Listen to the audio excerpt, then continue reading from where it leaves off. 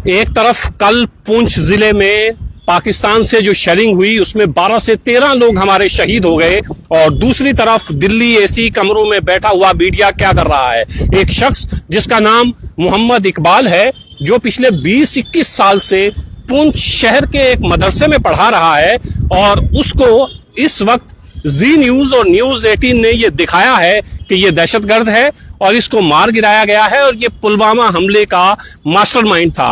मोहम्मद इकबाल जो पिछले 20-21 साल से पुंछ के एक मदरसे में पढ़ा रहा है, पुंछ का रहने वाला है, लेकिन उसका कसूर यह है कि उसके सर पे टोपी और मुंह पर दाढ़ी थी। तो दिल्ली में बैठी हुई मीडिया सिर्फ टोपी और दाढ़ी देखती है, उसके बाद यह फैसला करती है कि यह हिंदुस्तान से है या पाकिस्तान से है।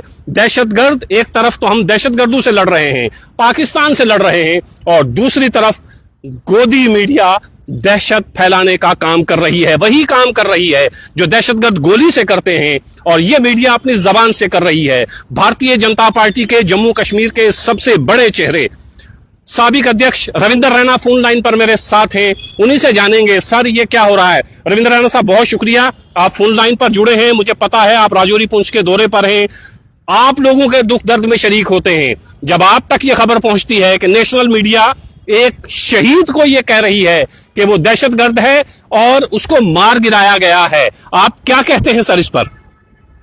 मुझे बड़ी तकलीफ होती है जब मैं कहीं भी इस किस्म की चीजें सुनता हूं या देखता हूं।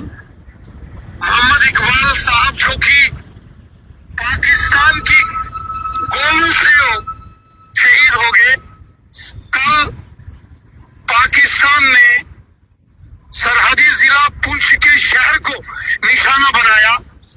1000 से ऊपर गोले पाकिस्तान की आर्टिलरी ने रिहायशी इलाकों में मारे, वहां 13 लोगों की जान चली गई, 50 लोग जख्मी हैं।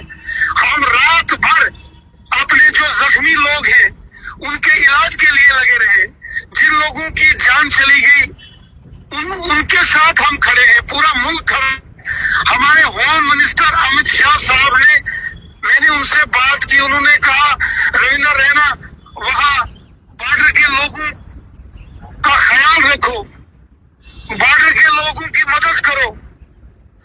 फिर बॉर्डर पर हिंदू है, मुसलमान है, सिख है, वो तिलक लगाने वाला कोई हिंदू भाई है या टोपी लगाने वाला मुसलमान भाई है तो हिंदुस्तानी है, हम सब एक हैं।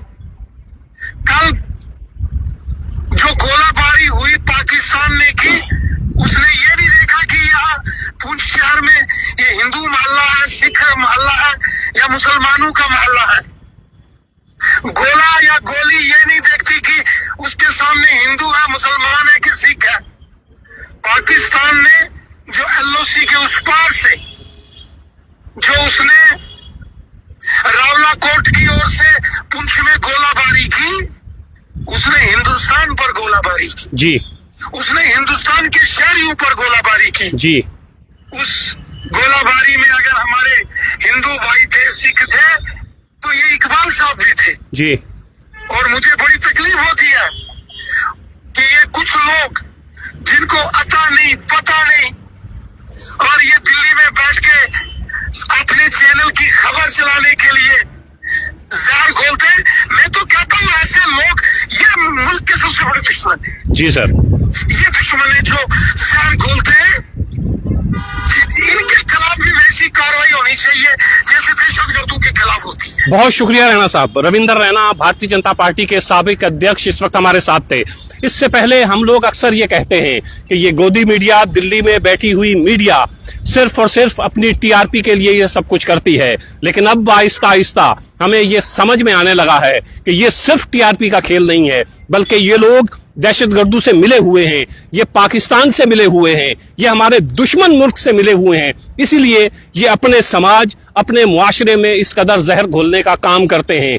एक वो शख्स जो पुंछ में पाकिस्तान की गोलाबारी के बाद शहीद होता है, उसकी तस्वीर लगाकर आप न्यूज चैनल पर, जी न्यूज और न्यूज 18 वाले न्यूज चैनल पर उसकी तस्वीर के साथ ये लगाते हैं कि ये बहुत बड़ा आतंकवादी था, ये पुलवामा हमले का मास्टरमाइंड था, और इसको ठिकाने पहुंचा दिया गया है, इसको मार दिया गया है। ये पुंछ का शहीद है जो कल ही शहीद हो गया पाकिस्तान की गोलाबारी में। लेकिन दिल्ली और नोएडा में बैठी हुई मीडिया, जिसका काम सिर्फ और सिर्फ दुश्मन के उन इरादों को कामयाब करना है, दुश्मन के उन इरादों में अपना हिस्सा डालना है, वो सिर्फ और सिर्फ यही काम करती है। तो अब ये बात बिल्कुल साफ है कि ये सिर्फ टीआरपी के लिए काम नहीं करते हैं, बल्कि ये दहशतगर्द हैं, दहशतगर्दों के साथ मिले हुए हैं और उस मुल्क के साथ मिले हुए हैं जो हमारा दुश्मन है, और उसके नापाक मंसूबों को यही लोग दिल्ली और नोएडा में बैठकर कामयाब कर रहे हैं।